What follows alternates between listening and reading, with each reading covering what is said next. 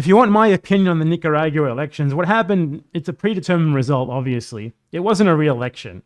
If you believe it's a re-election, you're gaslighting yourself because you're some moronic anti-imperialist American who just cannot admit obvious things. It doesn't matter if you think that the government there has good policies or whatever. It wasn't a re-election. They arrested practically every single candidate who could have reasonably postulated to challenge them beforehand. And people are like, oh, but they were all CIA agents or whatever. For one, if a government says that someone is a CIA agent and then just happens to arrest them on that basis right before an election, when they were expressing interest in possibly being able to run in that election against the governing party, obviously you've got a bit of a conflict of interest there and you can't really trust a justification.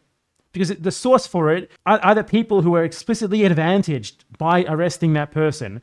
For two, most of the candidates were not even arrested on that basis. For example, one of the biggest candidates was arrested on the basis that she supposedly was corrupt in her management of her charitable foundation, conveniently right before she could have possibly postulated herself as a candidate in the election. You know exactly why that's happening, okay? There was another, for example, who was arrested for his role in the 2018 protests. Again, despite the fact that he was already arrested for his role in the 2018 protests and he was given amnesty by the government. So he was arrested for something that he was given amnesty for by the government. Again, in order to prevent him from being able to run as a candidate in the elections. Those sorts of stories essentially are what happened with the pre-election arrests, okay? They were obviously political arrests undertaken in order to assure a certain electoral result.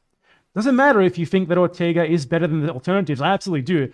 I think that if Ortega was overthrown or lost an election, you would immediately get like neoliberal shock treatment. But you cannot deny it. You cannot pretend that these are democratic elections, democratic, at least in the liberal sense, because they're not. They're just fucking not. He did everything possible to make sure that he would win. And I don't mean like in a way of offering people the better policies or anything, but by excluding the opposition from possibly being able to field a viable candidate. And there's like people like Caleb Maupin, like literally, if you don't know this, he literally went to Nicaragua on invitation by the Nicaraguan government to like, legitimize the elections there as like an observer. He's not a real observer, obviously. He was invited by the government because they knew that he would like give them free coverage and sort of like legitimize them internationally in English. And I think that's hilarious. Like if you're invited by a government in that way, you're not there to do electoral observations. All the actual observers were excluded. What they did instead is invite a bunch of foreign social media influencers to like give them preferential treatment. And obviously they're already like ideologically inclined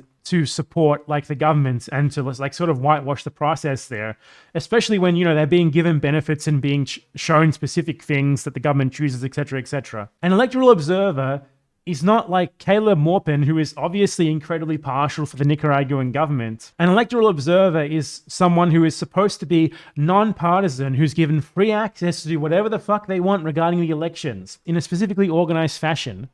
Not fucking Caleb Maupin and the city builders going over there to say everything here is fine. Anyone who disagrees is CIA.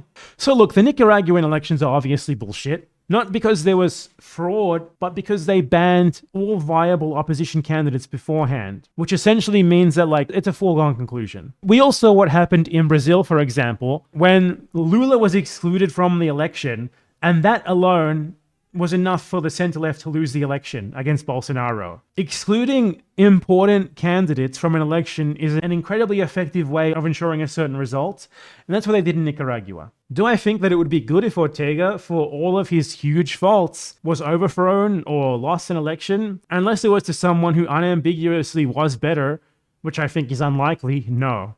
Do I think that the election was clean? Absolutely not. Not even close, obviously. These two opinions can coexist. It's very simple.